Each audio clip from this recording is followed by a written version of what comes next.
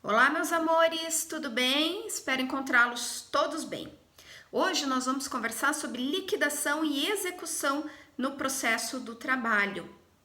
Bom, a CLT a esse respeito, ela é bastante sucinta, como na verdade o é também em relação aos outros temas que nós tivemos a oportunidade de discutir em sala de aula, seja quando ainda estávamos presencialmente juntos, seja agora no nosso modo virtual. Mas fato é que a CLT, em muitos pontos, ela é lacônica e a gente acaba se socorrendo subsidiariamente ao processo comum, como fonte de aplicação. A gente viu que na fase de conhecimento nós aplicamos o CPC por autorização do artigo 769 da CLT, que diz que quando a CLT for omissa, a gente aplica o processo comum quando for compatível, né, no caso de omissão e compatibilidade. E aqui na execução não é diferente, tá? A gente também aplica subsidiariamente, só que nós temos que lembrar de uma regrinha que a gente estudou em sala de aula, que quando se trata de execução, em primeiro lugar eu vou me socorrer com a lei de execução fiscal e se ainda persistir a omissão, é que eu vou aplicar o CPC. Então o CPC ele é subsidiário, digamos assim, em matéria de execução. Vocês vão acompanhar a aula de hoje não só com a CLT aberta e com os slides da prof, mas vocês vão verificar que em vários momentos eu vou citar a LEF, a Lei de Execução Fiscal. Então deixem facinho aí de material de apoio para vocês, a CLT, o CPC e a LEF, porque a gente vai precisar desses 3 diplomas normativos para a gente discutir os temas aqui em sala de aula. Não se desesperem, a prof já fez todas as remissões legais lá no material que está no Classroom de vocês, tá bom? Mas deixa aí na mão que fica mais fácil para facilitar. Como todo módulo que a gente tratou até agora, não vai ser diferente. A gente vai começar falando sobre os princípios que se aplicam a esse momento especial aqui da liquidação e da execução. E claro, não é nada de absolutamente novo, vocês já estudaram em processo civil, de modo que a gente vai só relembrar alguns conceitos e explicar algumas características do processo do trabalho em outros pontos, tá? Vamos começar com aquilo que é o mais básico e que provavelmente está mais gravado na pele de vocês quando a gente fala em execução, que é o princípio da execução menos onerosa ou menos gravosa, ou mais benéfica para o devedor. São todos sinônimos, tá? O que quer dizer? Quer dizer que a execução pode bater, mas não é para tirar sangue, tá? Se a execução tem opção de se proceder por 2 caminhos diferentes, deve-se procurar aquele que seja menos oneroso ao executado. Agora, é claro, sem causar um prejuízo para o credor, que já aguardou toda a fase de conhecimento para finalmente poder ali ter o seu direito efetivado e agora vai ter que ficar esperando a execução se processar do modo que doa menos para o devedor. Claro, gente, que esses princípios, eles vêm todos conjugados. Princípio da ponderação, a gente já estudou. De um lado, eu tenho a tutela do bem da vida de natureza salarial a alimentar.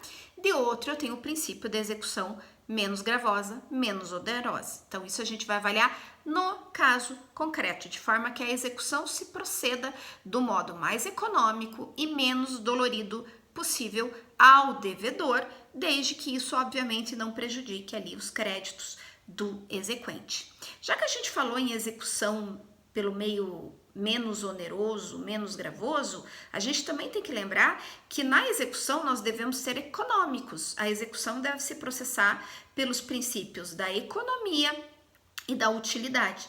Não faria sentido você gastar uma montanha de dinheiro ali numa execução para cobrar um valor ínfimo. Isso justifica, inclusive, o fato de que muitas vezes a Fazenda Pública não vem cobrar valores muito pequenos quando são verbas ali decorrentes para a União. A própria CLT autoriza, a gente já tinha comentado sobre isso também em sala de aula, tá?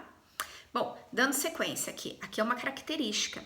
A execução trabalhista, ela pode se processar através do princípio inquisitivo, ou seja, de forma ofício, ex ofício, pelo magistrado. Antes da reforma trabalhista, isso era uma regra geral e se aplicava para qualquer execução trabalhista. Com a reforma trabalhista, houve uma limitação desse princípio inquisitivo, dizendo que agora o juiz só pode começar de ofício a execução quando a parte não estiver representada por advogado. Então, portanto, se a parte estiver representada por advogado, cabe a ela pedir o início da execução. Mas não quer dizer que deixou de existir esse princípio, simplesmente ele foi limitado ali com a reforma trabalhista. Outro princípio que permeia todo o processo do trabalho e continua valendo também aqui na execução é o princípio do contraditório. Agora, é claro, gente, como a gente já está na fase de execução, esse contraditório não vai revolver fatos, provas, porque a gente está trabalhando com base numa coisa julgada. Tá? Então, é um contraditório um pouco mais restrito, mas não que deixe de existir em momento algum no processo, tá? Princípio da boa-fé e respeito à ordem judicial. O juiz pode condenar não só a litigância de má-fé, que a gente já havia falado na fase de conhecimento, mas ele pode condenar também por ato atentatório à dignidade da justiça, que está previsto lá no CPC, e a multa é alta, né? É até 20% o valor ali da condenação, então o valor é bastante elevado da multa por ato atentatório à dignidade da justiça. E por fim, a gente tem o princípio da disponibilidade do credor. A execução pertence ao credor, então, portanto, ele pode livremente dela dispor até a página 1. Como assim, prof, até a página 1? Quem estiver acompanhando a aula pelos slides, vamos lá para o slide 3 agora. A prof chama atenção para duas situações lá, que essa disponibilidade do credor ilimitada, ela encontra algumas restrições. A primeira restrição está lá no 775, inciso 2º do Código de Processo Civil, mas que pode ser aplicável aqui ao processo do trabalho também. Depois que o devedor apresentou embargos à execução, qualquer desistência, qualquer coisa que envolva disponibilidade sobre a execução, depende do consentimento do devedor, que garantiu o juízo e que está embargando. Pode ser que no caso concreto, por algum motivo, o executado queira que os seus embargos à execução sejam julgados. Então, portanto, não poderia o credor, por exemplo, desistir ali da execução. Um outro ponto de restrição, essa disponibilidade do credor, diz respeito a eventual prejuízo a terceiros. E quando a gente fala eventual prejuízo a terceiros, a primeira coisa que vem na cabeça de vocês, eu tenho certeza, são as contribuições previdenciárias incidentes sobre as decisões proferidas pela Justiça do Trabalho. E vocês estão certíssimos, tá? Então, ainda que o credor possa, na fase de execução, fazer acordo por um valor infinitamente menor do que aquele que tinha sido reconhecido no título executivo, tem que haver uma proporcionalidade entre o que ele vai transacionar e aquilo que a contribuição previdenciária vai ser recolhida. Então, você não pode fazer um chuncho ali na execução, dizendo, não, então eu estou fazendo um acordo e é 100% de natureza indenizatória. Se você tem uma decisão judicial que já transitou em julgado e que traz verbas de natureza salarial. Isso está especificado de um modo bastante preciso na jurisprudência trabalhista, através da OJ 376, da SDI 1 do TST, tá lá no slide 4, tá? Deem uma olhada depois e leiam com calma. Lá vocês vão verificar que diz que pode sim, obviamente, fazer acordo depois do trânsito em julgado, mas o acordo feito tem que respeitar a proporcionalidade das verbas reconhecidas em sentença. Prof, você pode dar um caso concreto para a gente conseguir entender melhor essa OJ 376? Claro, pense a seguinte situação, tá? Uma execução trabalhista de R$100.000, que tem dois objetos. Tô dando um exemplo super simples, porque o importante é o raciocínio, tá? Um objeto dessa condenação é R$50.000 por danos morais e R$50.000 por horas extras, tá? Então, um exemplo aqui bem simples, nós temos uma execução de 100 mil, em que metade dela tem natureza indenizatória e metade tem natureza salarial. Portanto, metade que tem natureza salarial é fato gerador ali de contribuição previdenciária. Vamos imaginar que as partes transacionam um acordo de R$30.000 nesse processo. Deve-se 100 mil, mas as partes fazem um acordo aqui na fase de execução de 30 mil. Quando eles forem fazer o acordo de 30, eles têm que discriminar as parcelas, as verbas que eles estão pagando. E tem que respeitar, de acordo com a SOJ, a proporcionalidade da sentença.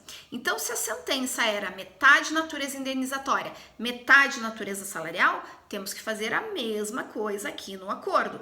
Metade indenizatório, metade salarial. Então, a gente vai discriminar na petição de acordo como sendo 15 mil reais, que é metade dos 30, né? Como sendo danos morais, e 15 mil por horas extras, tá?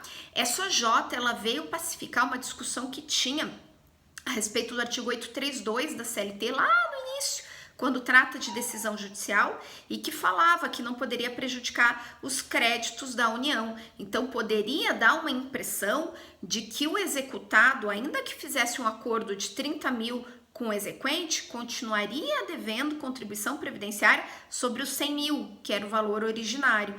E a gente teve muita discussão sobre isso nos tribunais, até que o TST acabou pacificando através da SOJ 376. Agora, vira e mexe, a gente observa novas discussões da União a esse respeito, claro, sempre querendo aqui puxar um pedaço maior para o seu quinhão, tá bom? Então, esses são os princípios aplicáveis à execução trabalhista. A prof hoje vai gravar vários vídeos pequenos para não ficar longo e não ficar difícil fazer o upload, tá bom? Já já eu volto com o nosso próximo vídeo.